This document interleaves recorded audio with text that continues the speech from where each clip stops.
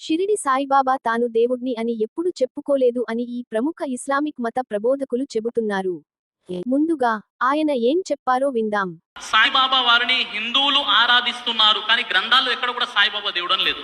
సాయిబాబా ఎవరు అంటే 1836లో జన్మించి 1918లో చనిపోయారు. ఆయన అసలు పేరు సైఫుద్దీన్ బాబా. ఆయన ఒక ముస్లిం కుటుంబంలో పుట్టారు. నేను దేవుడు అని ఎక్కడ చెప్పలేదు.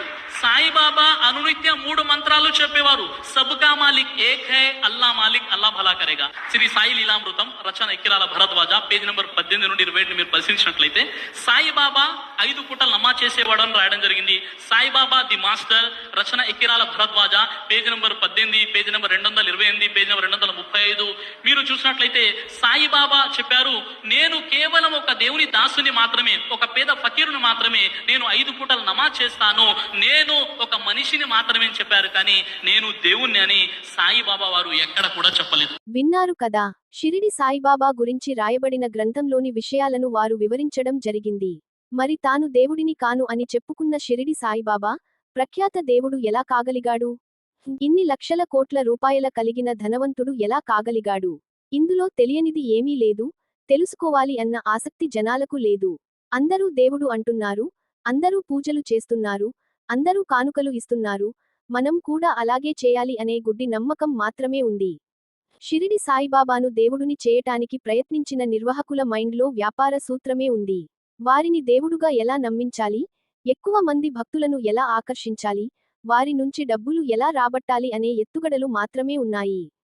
ఈ విషయంలో వారు పూర్తిగా విజయం సాధించారు. మనం గమనిస్తే గతంలో ఒంటెద్దు బండి, ఇప్పుడు మోటారు బండి కలిగిన ఒక నిరుపేద కుటుంబం షిరిడి సాయిబాబా బొమ్మలు, పాటలు పెట్టుకుని ఊరూరా తిరుగుతూ ఉంటుంది. మహారాష్ట్రలోనే కాదు, తెలుగు రాష్ట్రాలు, ఇతర రాష్ట్రాలలో కూడా అలాంటి వాహనాలు షిరిడి సాయి గురించి ప్రచారం చేస్తూ ఉంటాయి. ఆ వాహనాలు షిరిడి సాయి ట్రస్ట్ వారు ఉచితంగా వారికి సమకూర్చినవి. దాని మీద ప్రచారం చేసే కుటుంబం వారు దాతలు ఇచ్చే భిక్షం మీద జీవనాన్ని సాగిస్తూ ఉంటారు. వీరి ప్రచారం ద్వారా దేవుడికి విపరీతమైన ప్రచారం వచ్చి లక్షల కోట్ల రూపాయల ఆదాయం సమకూరుతుంది. మీరు మాత్రం దాతలు ఇచ్చే చందాలు, భిక్షం మీద బతకాలి. నేను దేవుని కాను అన్న అతన్ని ప్రఖ్యాత దేవుడిని చేసి పెట్టుబడి లేని ఆదాయ వనరుగా మార్చుకున్నారు తెలివైన నిర్వాహకులు. ఆ తర్వాత సూర్యనారాయణ అనే తెలుగు అతను తాను షిరిడి సాయిబాబా పునర్జన్మ అని తనకు తాను ప్రకటించుకుని పుట్టపర్తి సాయిబాబాగా ప్రఖ్యాత దేవుడయ్యాడు.